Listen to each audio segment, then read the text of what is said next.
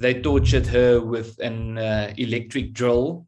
They literally drilled holes through her hands and feet as they were torturing her.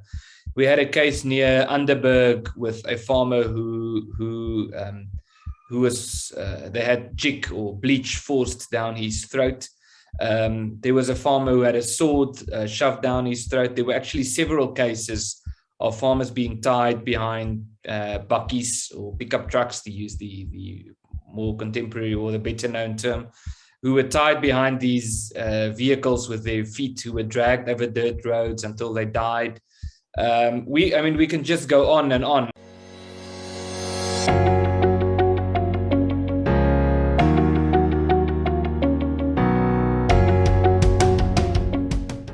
Hello, my name is Donald, and welcome to WorldView. At WorldView, we explore everyone's perspectives on all things that can broaden our worldview. Today, we're talking with the land thief who calls himself Ernst Roets. Ernst is a civil rights activist, writer, and filmmaker in South Africa. He is the deputy CEO of the civil rights group AfriForum and the CEO of the film production company Forum Films. Ernst, welcome to the show. Thank you very much. Thank you for that introduction. It's good to be on the show. It's my first time on your show, but thank you very much for having me. So, Ernst, in my interview with Kali Kriel, we only briefly went over the entire farm murder situation. So, but I know you've actually written a book about this. So, can you tell us how bad is the situation? Can you give us some data, statistics, stories? How bad is the farm murder situation in South Africa? Well, it's very bad, and there are many different ways of describing it. One way is to look at the sheer brutality of the crime phenomenon, the tortures that we see, the severe levels of brutality, and the most grotesque and inhumane methods of torture imaginable. And I can mention some examples if you want. Another way of looking at it is to look at the statistics, the numbers. Now, there's a big debate about the numbers, but also it fluctuates. It goes up and down, as is the case with probably any crime phenomenon. So what I did in my book, which was published in 2018, was to try to get as close to an average as I can. I calculated the average over a period of 20 years. So over a time frame of 2 decades, there were on average 2 farm attacks per day, more or less, in South Africa. Those are the ones we know of. Of course, the real number would be much higher because there are many attacks that are never reported to the police or never reported to the media. But 2 farm attacks per day on average that we know of, and about 2 farm murders per week over that time frame. Now, there was a decline about 5 years or so ago, maybe a little bit more, and then more or less, up until about 5 years ago, and then it started increasing again. So we have been experiencing an increase, and what's really interesting is during the hard lockdown last year, there was a time where there was no farm murders and virtually no farm attacks. And when the hard lockdown ended, what we saw was a skyrocketing of the numbers. To such an extent that at the end of the year, we were back to what could have been anticipated for the year, even if there would not have been a lockdown. Okay, but I know, and it's specific in the case of farm murders, these people are being tortured. I mean, they're not just being killed, they're being tortured. Okay, can you tell us some of those stories of how these people are tortured? Yes, it's so bad that you wouldn't believe it if you don't actually speak to the victims. There's a case that's still pending at the moment. It hasn't been settled. I think next month will be a next hearing. I think the murder happened in 2016, and it was an attack on a farm near Dullstroom with Robert Lynn and Sue Howarth. For example, Robert was tied to a chair, and they tortured him with a blowtorch. Sue Howarth was shot, but she was still alive. She was then dragged behind a vehicle over dirt roads. She was severely beaten. Eventually, she was shot in the eye, and she survived. but she was in a coma, and she died later in hospital.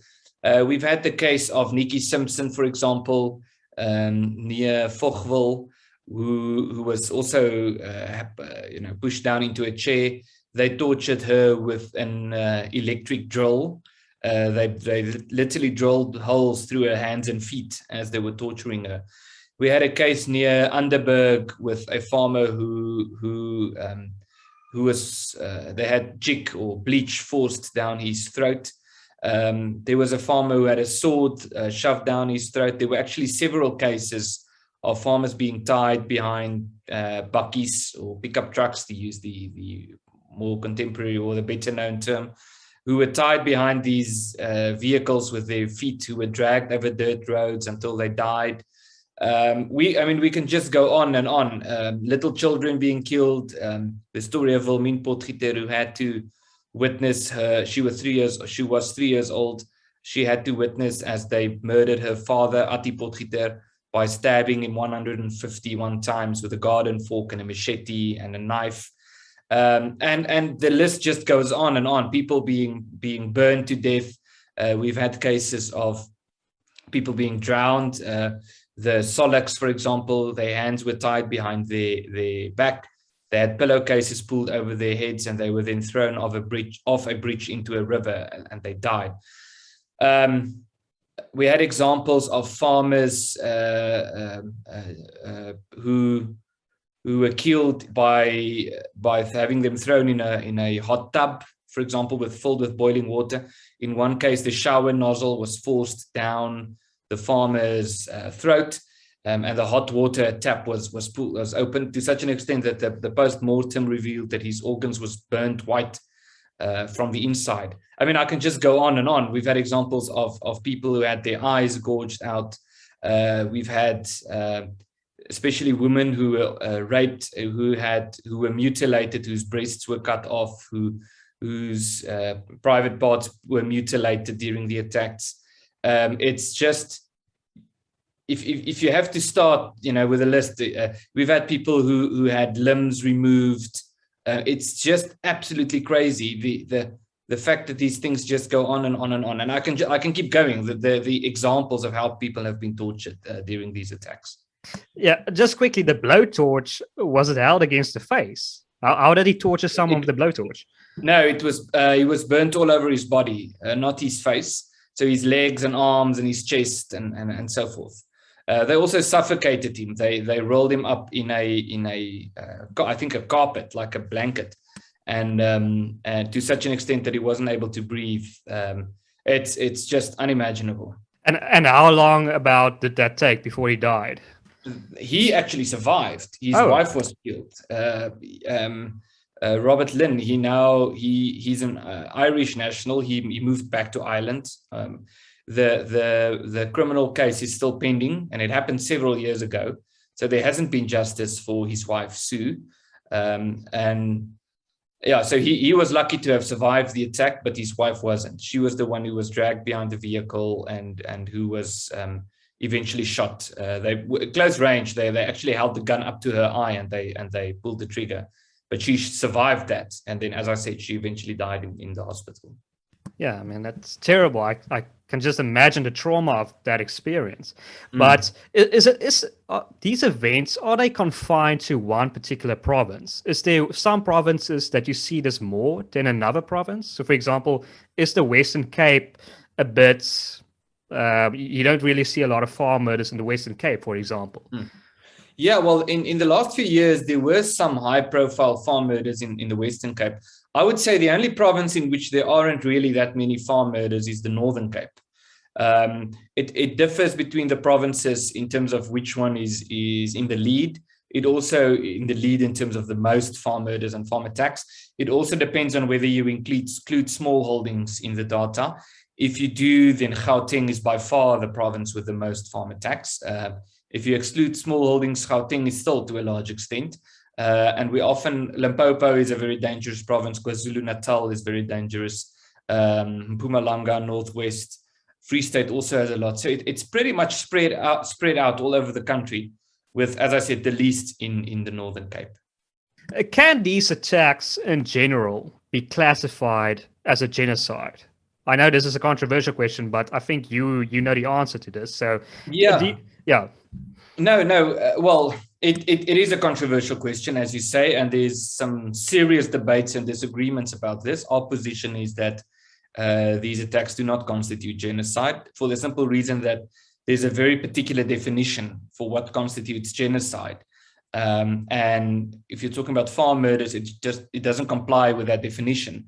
Farm murders is a murder or a crime phenomenon that targets a particular profession, you could say. It's not targeting an ethnic group like Afrikaners or a racial group like white people, yes, by implication as well. But to say that it's genocide against white people is, it has you have to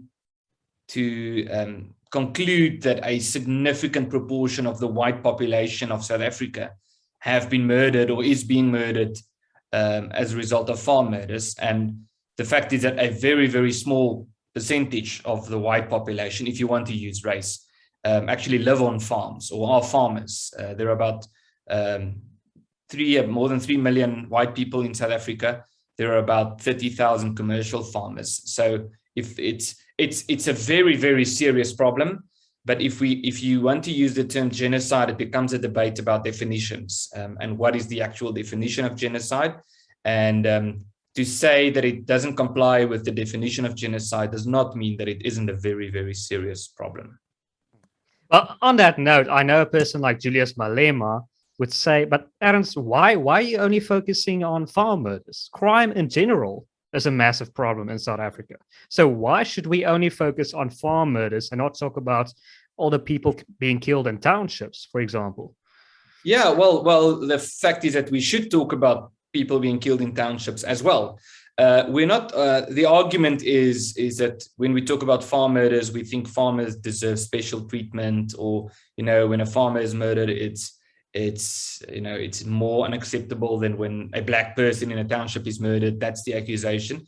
We're not calling for special treatment for farmers. We're calling for equal treatment. And what we mean by that is, in South Africa, there are many crimes that are regarded by the South African government as priority crimes. And what that means is that the government recognizes that this is a unique crime phenomenon. It doesn't mean that the victims are more important than victims of other crimes, but that this particular crime phenomenon is unique in the way it manifests in terms of the numbers, in terms of the brutality, in terms of the economic consequences and so forth. And therefore, a particular counter strategy is developed. And we see that with many crimes. Copper cable theft is a priority crime, cash in transit heists, rhino poaching. There's a list of such crimes. But the moment you talk about farm murders, the argument is suddenly, no, well, remember, all victims of crime are important. No one is saying, when you talk about rhino poaching, well, what about the elephants? Elephant poaching is also a reality. Of course it is, and it's also a problem. But there's a uniqueness surrounding rhino poaching, the same way there's a uniqueness surrounding farm murders. And one of the unique aspects of farm murders is also one of the most shocking aspects, and that is that it is a crime phenomenon that is actively encouraged, you could say, in terms of creating a particular climate by politicians. In the songs they sing, "Kill the Boer, kill the farmer," is still regularly sung. We have a court case, a hate speech case coming up against the EFF I believe in February, for them singing "Kill the Boer, kill the farmer" at the murder trial for the people who are accused of murder for murdering Brendan Horner in Senekal. So it's in terms of the songs that are sung by politicians, it's in terms of the speeches, it's in terms of politicians justifying this phenomenon, who would say, for example, oh yes, well, the reason why we have farm murders is because the farmers abuse their workers. So it's blaming the victims. But you don't see that with other crimes. You don't see people saying, oh yeah, well, the reason why gang-related violence is a problem is because these people who are being targeted by the gangs were they were sort of looking for trouble. Or you don't hear politicians saying, yes, well, when we talk about violence against women, yes, it's actually because it's the women's fault that they are raped. You don't hear that. But when you talk about farm murders, that's the narrative. So it is a unique crime phenomenon, and it's something that should be taken seriously. Well, I'm going to play devil's advocate because I know they're probably going to argue this in court, and they're going to say, but kill the Boer, that's just, you're taking it too literally. I mean, it's just a song way back. It's just there to inspire people. It's not really there to kill people. Yeah, that's the argument. The argument is that it's part of the ANC's heritage, although this was the EFF singing it, which makes their argument a bit weaker. And the argument is it's a song about the struggle against the apartheid system, which ended 30 years ago. And that's what Malema and the ANC argued in court in 2011 when we had the Shoot the Boer court case, or the Dubula Ibunu court case. And eventually that argument was thrown out. The question of whether it's hate speech is not so much, it's not really, well, is this part of your heritage or not? The question is, what's the definition of hate speech? And it must be hurtful and harmful, and it must incite violence or propagate hatred based on a variety of criteria, which include gender, ethnicity, race, religion, and so forth. So to make it, to simplify, the definition of hate speech is when you target people based on their identity, such as their skin color or their ethnic background or religion. You target people based on their identity, and the words you utter or your speech is a propagation of hatred that is hurtful, harmful, and an incitement to cause harm. And if it's a combination of that, then it's hate speech. Hate speech is not something that's offensive or something like that. But when you actively target people and you encourage people to inflict harm upon people based on their identity. Just quickly, if the government were to prioritize farm murders, what would be different? What would change if they were to do that? Well, that's an important question because we know that there's a very serious problem with the South African Police Service, and we mustn't be naive about that, to such an extent that the National Police Commissioner, I believe 2 or 3 years ago, when he spoke in Parliament, he literally said that the South African Police Service does not have I don't think he used the word competency, I think he used the word capacity, that the South African Police Service does not have the capacity to fulfill its constitutional mandate to keep people safe. And if the police commissioner himself says, listen, our job is to keep people safe, but we can't do it, then you know we have a problem.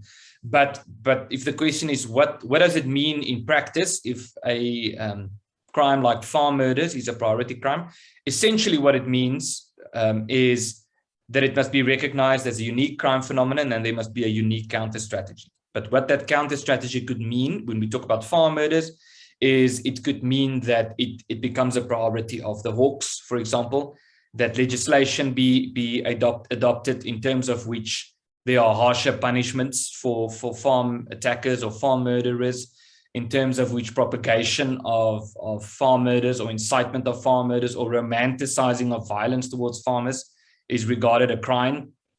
And not just hate speech, because hate speech is a civil issue. It's not a criminal issue. There should be specialist rural safety units within the police to look into this. There should be a central authority that investigates these matters, because what happens now is each police station just responds to farm murders or farm attacks when they happen. There's not really a central office that is tasked to investigate these crimes from a bigger picture perspective, to try to really understand why are these things happening, what these attacks happening, and what can we do to prevent them from happening. That there's nothing like that. It also includes that there should be more comprehensive research done by government. They should appoint competent people to investigate this, task teams and so forth, to come forth with solutions.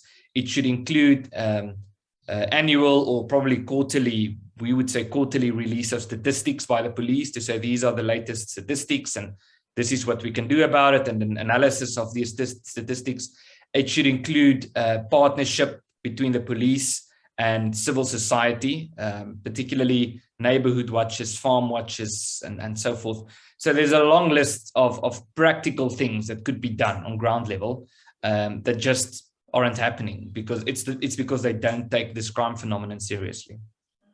Well, that's a pity. Well, you mentioned earlier that the government is complicit in a certain sense with some of these farm murders. Can you give us some examples of that, or our political parties are complicit? I know there's probably one specific political party that's very complicit, in these? Yeah, I would say there's at least two: the ruling party and the EFF, and that's the main argument of my book, Kill the Boer, is that the South African government is complicit to these attacks and why they are complicit. And there's a variety of reasons why they are complicit. When I say complicit, I'm not saying that it's government officials going out, committing the killings, although that also happens. There has been cases of such attacks committed by police officers. We have seen that. But when we say the government is complicit, we're not saying there's a big, grand, central government plan to eradicate the farmers.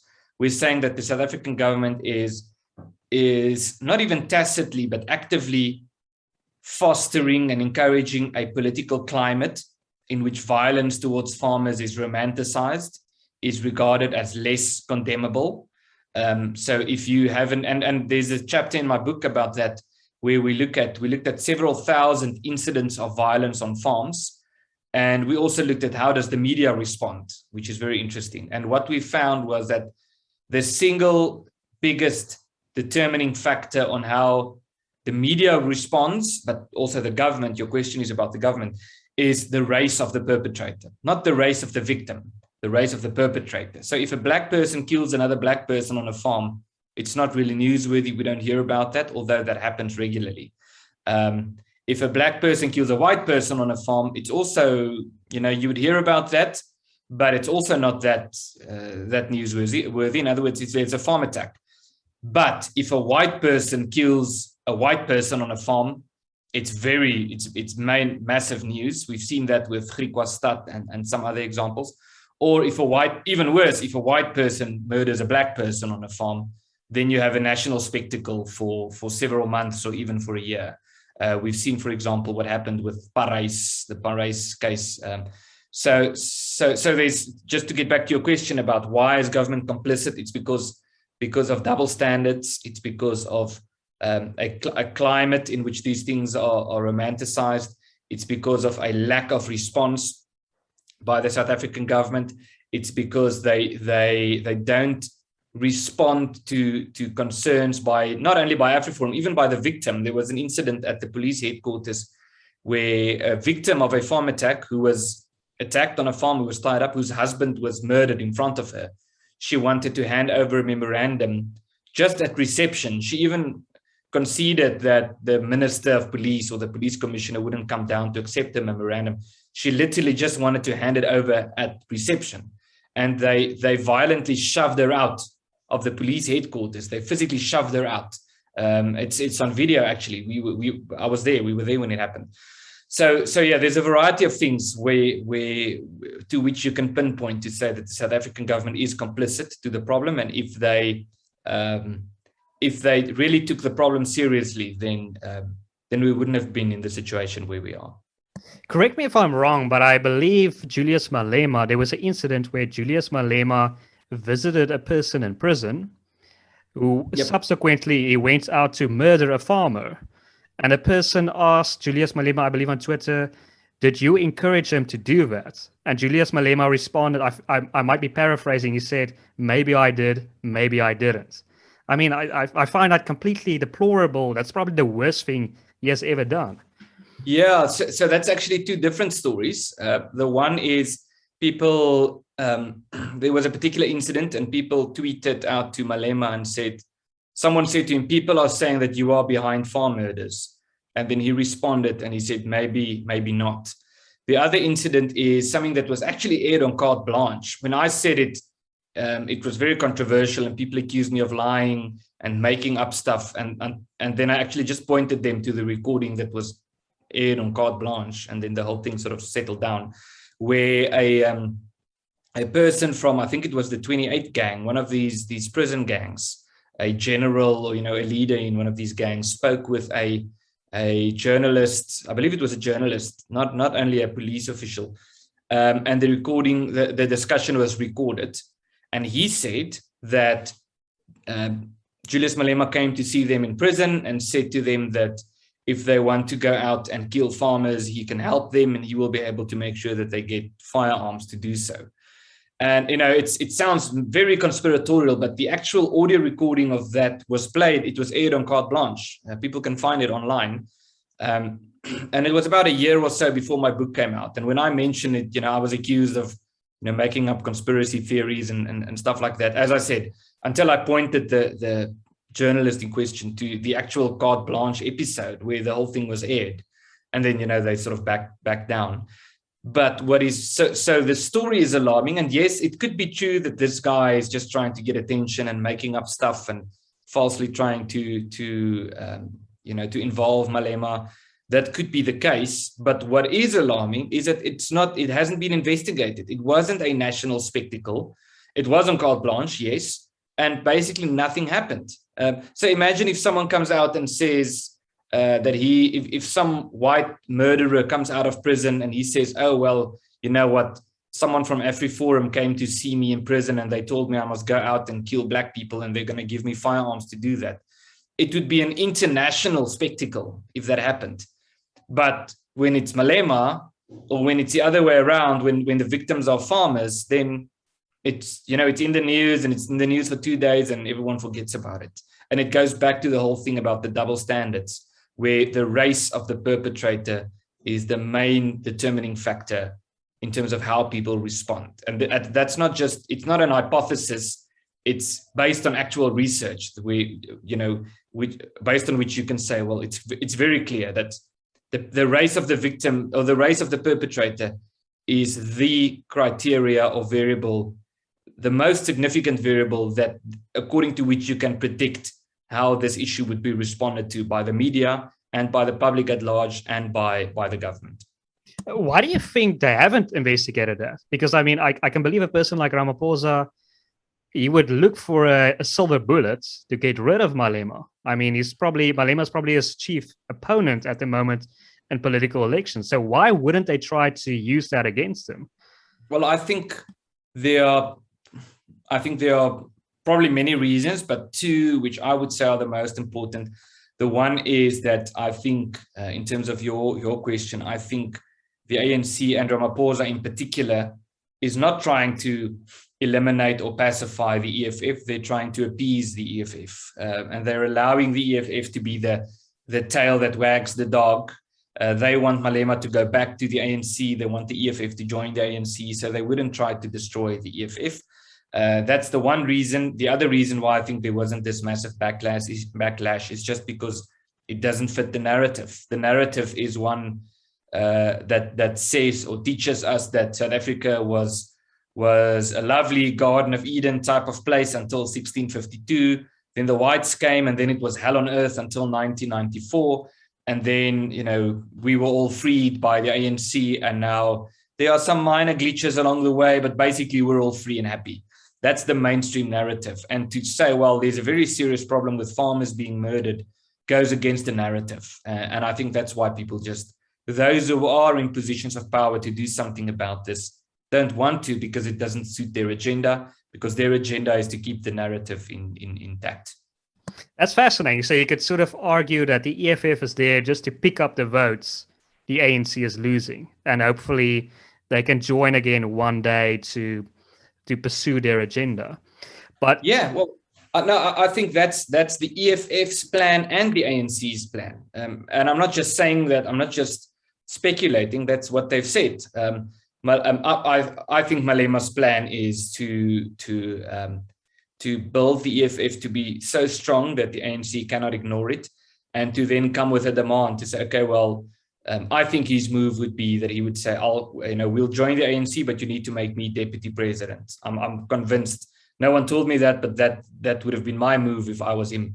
And the others, and Ramaphosa has said it himself also, and it was a few years ago, 2-3 years ago, also particularly alarming. Julius Malema made a speech, it was election year, and he said that we need to slit the throat of whiteness. And then 2 days later, Ramaphosa said, we can see that Julius Malema is still ANC deep down in his heart, and we invite him to come back to the party. After saying that, they want him to go back to the ANC, and he wants to go back. The question is just what would be the terms. It's a bargaining, it's a political power power play that they're busy with. Just to come back to your point of double standards, I believe you should know who advocate Mark Oppenheimer is.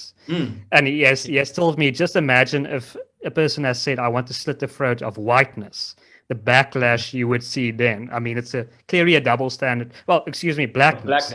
Yeah, blackness. Yeah. You clearly see the double standard there. That would never be accepted. But to our viewers...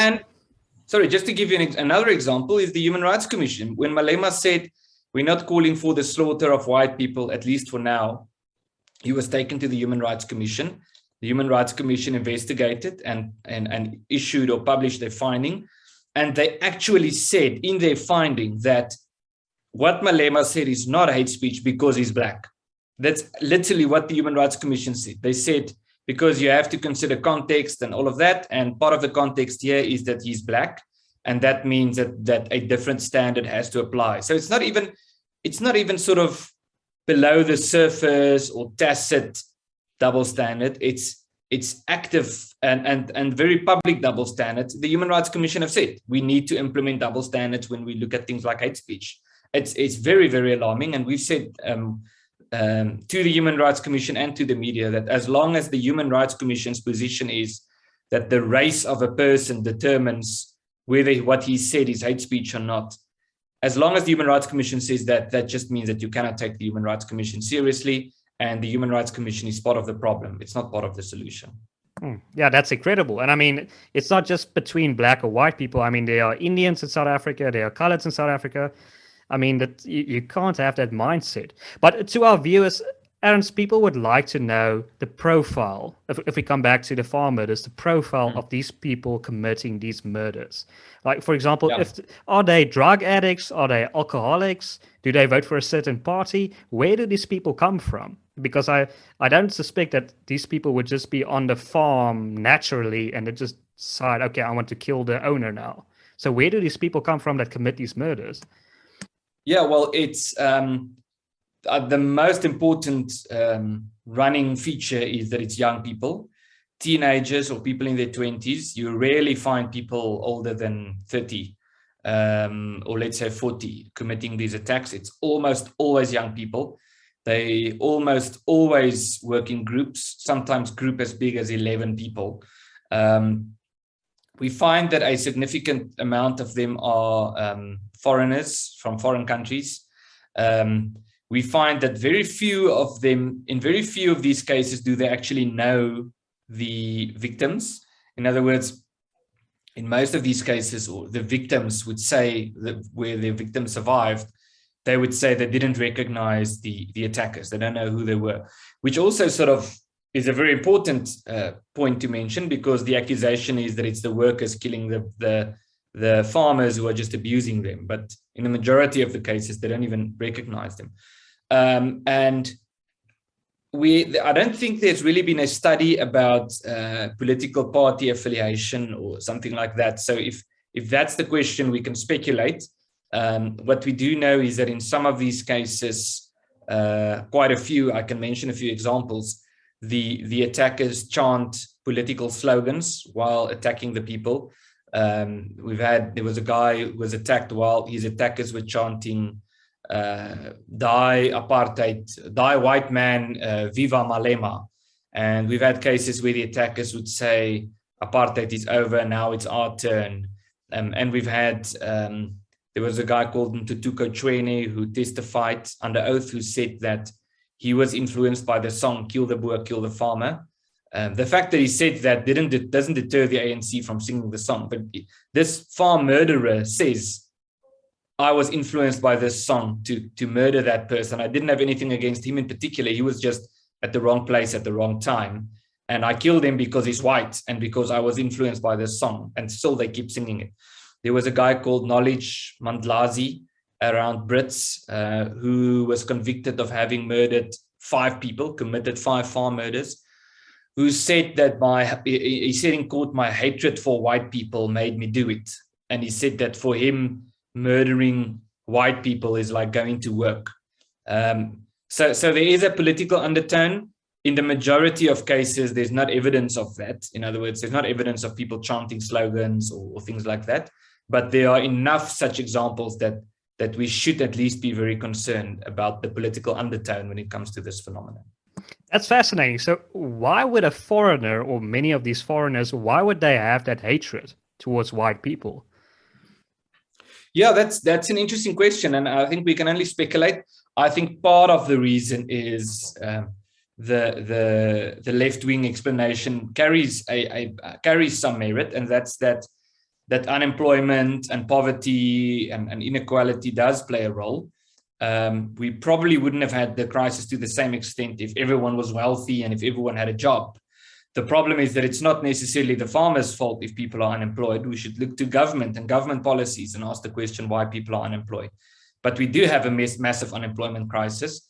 And we do know, and this is me speculating, we do know that foreigners, especially sometimes in some cases, they find it hard to find a job, or they would be targeted for when they find a job.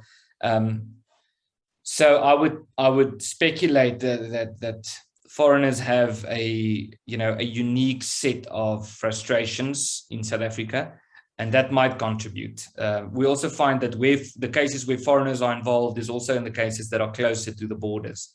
So you don't find cases of foreigners committing farm attacks in the Eastern Cape, for example, but you would find it in Limpopo and the northern parts of KwaZulu-Natal and so forth. And probably also because you're a foreigner and you're not that exposed to white people, because obviously there's not as much white people in the rest of Africa as there is in South Africa. It's easy to portray or see a white person as a sort of a demon if you've never spoken to him or had contact with him. Yeah, it could be that. But my experience, I've traveled up to, Botswana, Zambia, Malawi, Zimbabwe.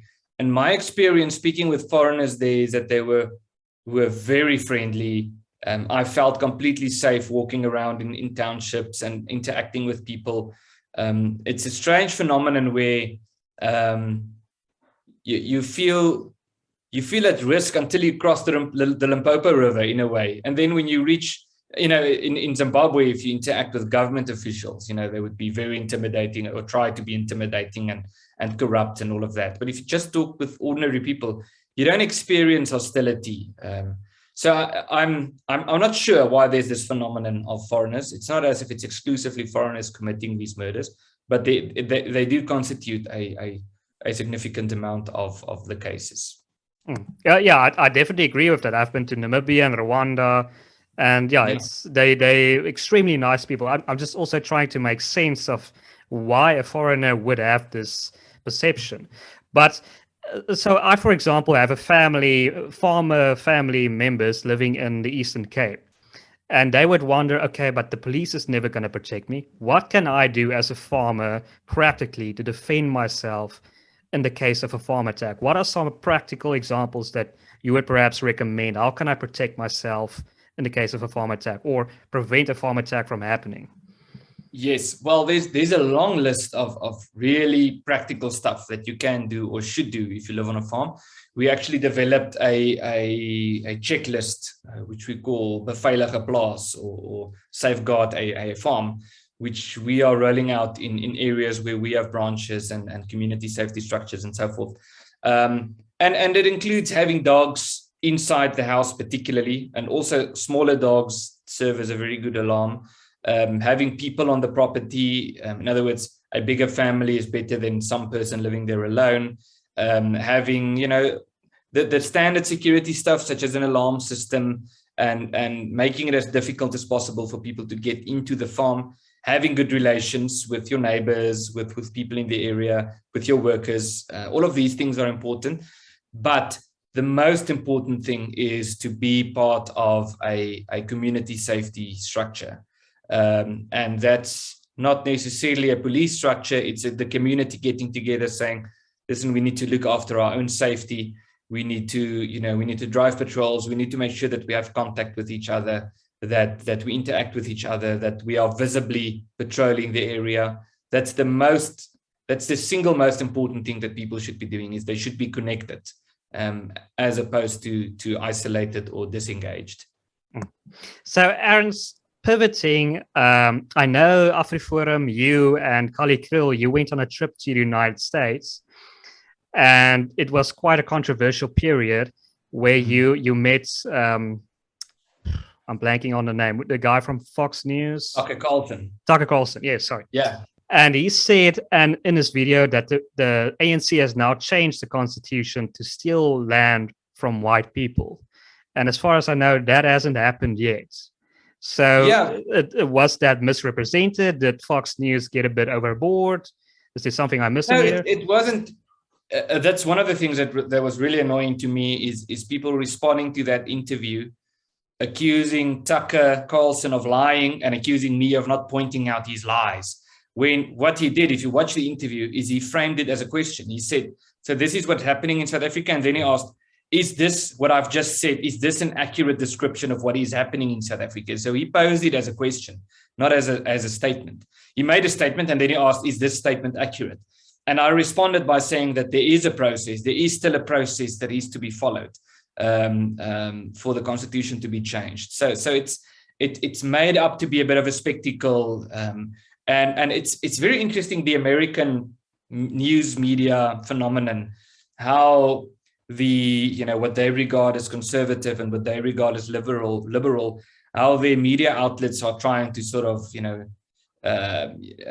neutralize each other or eliminate each other by pointing out, oh, this news outlet is lying, you should rather watch our news network. But what's even more alarming is what happened with that trip and during other trips we took to the US, when South African journalists who try to convince us that they are journalists, but who are actually activists, would, for example, call American journalists who they know, and they would tell them these atrocious false stories about AfriForum. And then those journalists would try to find out who are we going to meet with. So I remember in one case, we had a meeting set up with a particular senator, and this journalist from South Africa sort of figured that out, called his friends in Washington, who was very much involved with news politics, not a neutral journalist, who then called the office of this senator and said, oh, we heard that you guys are going to meet with these far-right extremists from South Africa. What's your comment? So we find that journalists, not all, but some, a small minority, and unfortunately, oftentimes it's the most influential or senior journalists, are actively trying to discredit us, are actively not trying to report the news, but actively trying to prevent meetings from happening and things like that. And we've had, not often, once or twice, we've actually had meetings cancelled because of that. And it's very, very alarming. And we know who these journalists are because the journalists in Washington told us, oh, well, we got a phone call from this guy in Pretoria. So it's very alarming that we have journalists trying to convince us that they are just neutral journalists trying to present the news, when in fact they have a very particular agenda and they are actively trying to promote that agenda. And if there's a narrative that isn't aligned with their agenda, then they are actively trying to suppress that or prevent meetings from happening about this and so forth. So we should be, the media, unfortunately, the mainstream media has a very bad reputation. And I'm sorry to say, but it's a bad reputation that they deserve. I'm not saying everyone in the media, obviously not. The majority of people in the media are really there for good reasons. But there are some people, especially editors, news editors, deputy editors, and so forth, who are not journalists, who are activists, masquerading as journalists. Yeah, well, I was referencing two videos that Tucker Carlson did. There was one where he did a monologue, and there was one where he spoke to you directly. And I know, for example, that in the one where he spoke to you directly, it was more calm. Perhaps that's a correct word. But in the monologue, he was quite aggressive, and I think he overstated the case. But anyway, I think that's anyway like water under the bridge by now. But do you know who's Ben Shapiro? Yeah. Have you seen the pyramid that Google has discussed? The pyramid where you are mentioned. What is your opinion of that? Well, it's silly. I actually didn't make a big fuss about the pyramid. I know the origin of it's a pyramid that was drafted by someone in South Africa. That's why I'm on the pyramid. And they were able to sort of spread it around and get it under the attention of certain people. I would even say some of these left-wing loonies in America who, and these type of people seem to get access to providing training and these, diversity studies or critical race theory or whatever you want to call it. And so somehow that ended up at Google, where someone made a presentation about whiteness and white supremacy or whatever. And this pyramid was part of the training course. So I thought it was a bit funny, although it's very serious. It is a serious topic, but it's a bit strange that something like that would be developed, in South Africa by some guy or woman who lives, in his or her, apartment, really disconnected from the world, using his own Photoshop, making this pyramid. And a few months later, it's part of a Google training course. So yeah, it's very alarming. It's obviously bogus, the whole thing. And, I just laughed it off. What's probably happening here is critical race theory, which is dominant in the United States and Europe. Is it really relevant in a country like South Africa? I mean, it doesn't really apply. And white people are definitely, to a certain degree, being persecuted. So if critical race theory is almost like a religion, you have to somehow get rid of this idea that white people are not experiencing the greatness in South Africa. You have to, that's why, for example, it would end up in Google. You have to tarnish that idea in a sort of religious sense. Yeah, no, there's most definitely religious undertones to the whole thing. That's unquestionable. And yeah, well, there's an interesting relationship between South Africa and the USA when it comes to the race issue, critical race theory. There's some comparisons and there's some links. For example, one of the comparisons is in the US, Martin Luther King was sort of the big champion of for the cause for Black people. And in South Africa, it was Nelson Mandela. And now we've reached the point where in South Africa, activists or you could say Black nationalists, or however you want to describe it, are dismissing Mandela, saying, no, he was a traitor. And you hear this thing more and more. People who didn't live at the time, who are youngsters now, who are sort of actively against Mandela for being too soft on white people. And you have the same thing in America, where people are rejecting Martin Luther King, especially this whole thing that you should treat people by the content of their character, not the color of their skin. This is being rejected now. And in America, people now look to more radicals like Malcolm X or whoever. And in South Africa as well, or they would look to philosophers like Frans Fanon, who wrote The Wretched of the Earth and Black Skins, White Masks. So we find that. And then there's another interesting thing is the activists in South Africa get their, I'm oversimplifying, but I think there's something to be said here, that they get their ideological cues from America, especially American professors and American philosophers. A lot of it comes from there. These leftists at universities in America, they would say things, and then in South Africa, they would just pick it up and they would just copy and paste the argument. So they would say white people have all the power, where in America, maybe you could make some form of an argument because the majority is actually white, although it's a small majority. In South Africa, whites are 8% of the population. So it's a bit difficult to say that, white people have all the power when you live in a country with a Black president and a Black deputy president and a majority Black parliament, and you can go down the list. Black judges, Black police commissioner, and now you say, no, whites have all the power. So that's the one thing. And the other thing that's interesting that sort of goes the other way around is the influence that South Africa has on the US. For example, the Rhodes Must Fall campaign started in South Africa when that guy was a Chumani Matwele, if I remember, who threw feces at the statue. And then they started vandalizing statues and things. And it's something that started in South Africa that then spilled over to places like England, to places like the US in particular. So that sort of originated here and then it went overseas. The other thing that sort of originated, I don't know if it originated here, but that is a significant feature of South African politics or the breakdown of South African society is the looting. With what we saw now with the Zuma riots, if you can call it that, is people, just wealthy people with Mercedes Benzes taking part, running into shops, stealing TVs and running out, all under the banner of fighting racism or fighting some political force. That also, again, I don't know if it started here, but it's very significant. It's a significant feature of South African politics, and it spilled over to the US, where we saw the same type of thing happening last year with these Black Lives Matter groups doing the same thing. So there's an interesting relationship between South Africa and America when it comes to the whole issue of critical race theory. Definitely. And coming back to the Rhodes Must Fall event, that's something I never really understood. I think Rhodes said something along the lines of black people are apes or baboons. I might get cancelled for this opinion, but by proving him wrong, I'm going to throw my feces at the statue.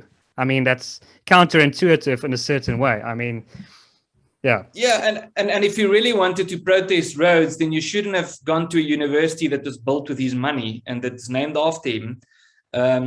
So, I mean, you can fight racism, and obviously I'm not a fan of Cecil John Rhodes. My grandfather or great-grandfather fought in the Anglo-Boer War against the British, against Cecil John Rhodes and his ideas, you could say. So I'm not a fan of Cecil John Rhodes. When I walked past his statue back when it was still there, I didn't experience a sense of pride seeing it, or I didn't experience, awe at the magnificence of this man. In a sense, I did experience a sense of respect for the mere fact that this is someone who had a very significant influence on history. I disagree with what he did, and I think he caused a lot of suffering. His ideas caused a lot of suffering, but it's someone who really he made a stamp on history, and you can respect that even if you despise the person. But despite that, and despite my strong feelings about at least the history, I don't have animosity towards the British, but I do have, historically, I do, you could say, because my ancestors fought in the Anglo-Boer War. But I didn't read the news about this guy vandalizing the statue, saying, "Oh well, fantastic," because Cecil John Rhodes was an idiot anyway. It's just, what do you achieve by doing that? You don't achieve anything. You're not improving anyone's lives. It's just an excuse to commit crime and violence. That's all it is. And it seems on that note, the protests and the mismanagement we are seeing, especially in Africa, is the result of pure democracy. We're seeing, if we go that route, there's a problem there. I mean, we saw the problems of aristocracy and monarchies during the medieval ages, and now we're seeing the problems of pure democracy. So it seems there's an argument to be made. We have to follow a sort of a middle route. The republic, as it was, the United States was like a few years or 100 years back. So how would you change the South African system to get a balance between the two? Yeah, well, the problem with I read, let me answer your question like this. Yesterday, I read, I actually have the book here, Alexis de Tocqueville's book on the old regime and the revolution, who was the French, you could call him philosopher, who wrote about the French Revolution. And he said he was a big fan of democracy. And he was, in a way, a fan of what they wanted to achieve with the French Revolution. And he was also a fierce opponent of the old regime in France before the revolution. He criticized Burke for criticizing the revolution, when Burke basically sort of defended the old regime in a way. And the Tocqueville said, no, we had to get a better system. And there's a parallel with that in South Africa. You can say, listen, there's no point in trying to defend the old regime or trying to say we need to go back to it. That system should have ended, and it's good that we're past that. We need something better. And then what Tocqueville said is the revolution was a massive failure. And now, again, you can draw the parallel between that and South Africa and 1994. So he said the revolution was a massive failure. And what it led to was something that is equally or perhaps even more despotic than the previous regime. And the reason why he said that is he said that the new system is massively centralized. It's not decentralized. It's not really, people don't have political liberty. The idea of voting isn't political liberty. People don't have liberty. He said part of the problem is that in France, after the revolution, there was a much stronger emphasis on equality than on liberty. And oftentimes in practice, these two clash, and then they opt for equality and they opt to sacrifice liberty in the name of equality. That's exactly what's happening in South Africa. We only have freedom in as far as it's not in conflict with equality. So he said it's massively centralized. It doesn't respect what liberty or freedom really means. It elevates equality above liberty to the extent where people would be willing to sacrifice liberty for equality. And in the end, it's not an efficient system. It's a system that came crashing down, and people were just as angry and upset after the new system was implemented than they were before. And there's very strong, obviously, parallels to be drawn in South Africa. And I think that's part of the problem when we talk about the type of democracy that we have in South Africa. Is it's very centralized. It's not really democracy. It's in no way. If we say that the first democracies were in Athens, then you have to sort of explain the fact that the type of government they had in Athens, in classical times, is in no way comparable or recognizable in the type of government that we have in South Africa. Why? Because it was much more local. It was much more participatory. Everyone participated. People didn't participate through representatives. There wasn't this massive central authority that made these decisions on behalf of everyone else. Everyone was involved with the decision-making process, and people had a say over things that affected their lives. And in South Africa, that's not the case. The best argument you can make is that is the case in theory, but it's definitely, I would say it's not the case in theory. But even if you concede that it is the case in theory, then it's certainly not the case in reality that people have a say over their lives in South Africa. Probably another good example is when autocratic Russia, Tsar Russia, switched over to communism, because those two systems were so much the same. So that could have happened there. Yeah, it's the same thing. And also it was, and maybe that's a better comparison to South Africa. And it was said that, this is what we need to free the people, to make sure that if we are finally free and equal, as if it's the same thing. And I think being free and being equal is the same thing. It just, or could be completely reconcilable or compatible. It just depends on what your definition of equality is.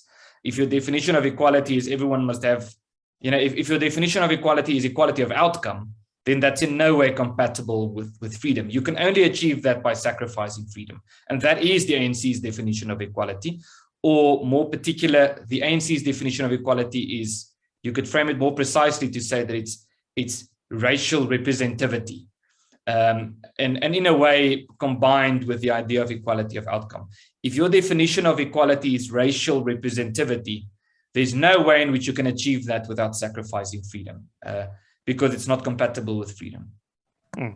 And it seems like AfriForum is almost becoming, in the pursuit of this decentralizing the powers of South Africa, you're becoming a shadow government. I mean, you're filling potholes.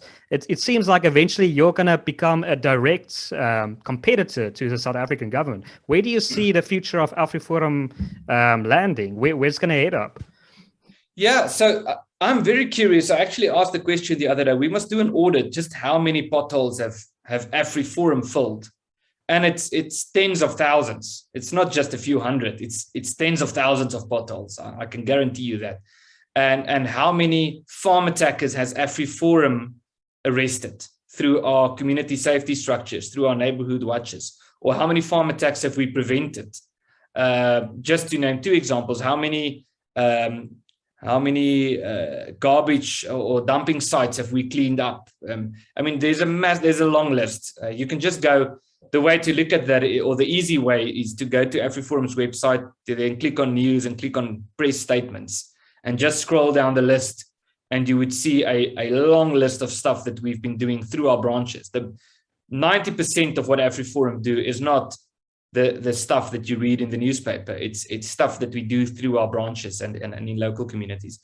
But to answer your question, we don't see ourselves, we're not trying to be a shadow government.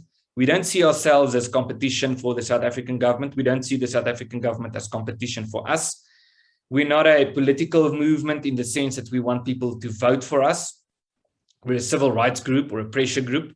We do want to achieve, we want to promote freedom in South Africa, a sustainable definition of freedom. We don't want people to leave the country. But if they do, we don't regard them as enemies or traitors. We regard them as ambassadors. But we, let's put it this way. It's easy to, politically speaking, it's easy to determine a strategy, a political strategy, if you have a clear definition of who your enemy is. And the truth is that AfriForum does not have an enemy. Our enemy is not the ANC. Our enemy is not the South African government. In other words, our work wouldn't be done if the ANC is out of power or if the South African government collapses. That's not our goal. We don't have an enemy in that sense. You could say our enemy is something more abstract, like apathy or something like that. That's the closest we can get to defining an enemy. But we want some sustainable form of freedom. We believe the state is the barrier. It's not the road. It's the biggest obstacle on the road to freedom. It's not the road to freedom. That's why we don't want to be the state. We don't want to be a parallel state. We believe the future, not only in South Africa, but especially in South Africa, lies outside of the realm of government. We're not anarchists. We don't want to destroy government, but we're saying that government, or let's rather say the state, is becoming more and more irrelevant and will become more irrelevant. And there will be friction, of course. It's like an injured buffalo. It's most dangerous when it's most vulnerable. And I think that's what we're going to see in South Africa with the government and the state. But so we will have some tough times ahead, but we really believe that we're ahead of the curve. We're not behind the curve. And what I mean by that is that other countries, the USA and Australia and New Zealand and Europe, especially Western Europe, are going to experience the problems that we are experiencing now. So we're not behind them, we're in front of them. And that's something that's exciting in a way. I mean, it's a dangerous country and all of that, but we're leading, we regard ourselves as leaders in this push to state-proof people, to ensure that we get past this weird place where we're in now, where our complete frame of reference is defined by the state. It's not sustainable. It's not going to be like that forever. And we believe the rest of the world, if we do this properly, we believe the rest of the world is going to learn some lessons from us in South Africa. Well, thank you, Ernst. That's a very positive note to end up on. I see our time is running out, and I find it ironic. I don't know if you know who Rob Hershoff is. The billionaire. He recently did an interview or a monologue that went viral where he said that you should leave South Africa because there's critical race theory here. But I mean, there's critical race theory, and that's where it originated in the United States, and that's where it comes from. So I mean, yeah, to add to your point, these problems, if they didn't originate from the United States, they're going to come there. They can head there. But thank you so much for your time. I want to give you one last opportunity to add, plug, or say anything that you want to. Well, maybe a final comment would just be on to add to what I've just said. I think there are many reasons to be pessimistic about South Africa. We often say that it's actually something that Kali Kriel has said a few times publicly, and I completely share his view on this, that he's much more optimistic now about the future than he was 20 years ago. And it sounds like a crazy thing to say, because 20 years ago, we were, just getting out of the Mandela years, and Mbeki was president, and, the economy was going up. But I think it's important that we shouldn't define, and I think that's what the libertarians do wrong, where they get it wrong, is we cannot simply define freedom in terms of economic freedom. And South Africa had a sense of economic freedom, initially, at least, when the ANC took power. Freedom is much more than that. But the reason why I'm more optimistic now is back then, the whole thing was driven by the state, and you could clearly see that it was unsustainable. It's like, also to get back to Tocqueville's comments on the French Revolution, he says that the seeds for the revolution were not planted during the reign of Louis XVI, who was the king who was eventually beheaded. The seeds of the revolution already took root during the monarchy of Louis XIV, when people generally say that was sort of the high point of the French monarchy. It wasn't ever as strong as it was under Louis XIV, but you can clearly see in his analysis that the seeds for the revolution was already sown. Yeah, exactly. The Sun King, yes. So, and I think that's in South Africa, you could say that the seeds for the collapse of what we know as South Africa was already there when Nelson Mandela was president and when Thabo Mbeki was president. It just took time for it to come to the fore. And I'm not saying this as a celebratory thing. I'm just saying it as a recognition of reality. And that does not mean that if the state collapses, it's not going to collapse entirely. But if the state loses its authority or power, it doesn't mean we're going to sink into anarchy and, we're just going to have some post-apocalyptic type of situation in South Africa.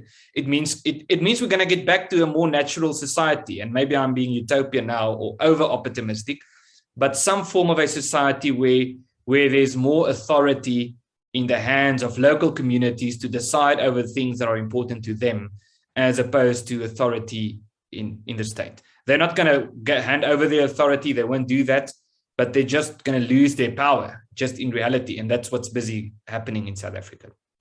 Well, thank you, Ernst. I think I speak for most South Africans of all races. Thank you so much for what you do and what your organization does. I mean, I might not speak for the media, but I think I speak for most South Africans. They are glad of what you are doing. And to our viewers, thank you so much. If you've made it this far, please consider liking this video, sharing this widely as possible, and subscribing to our channel. My name is Donald, and you've been watching WorldView.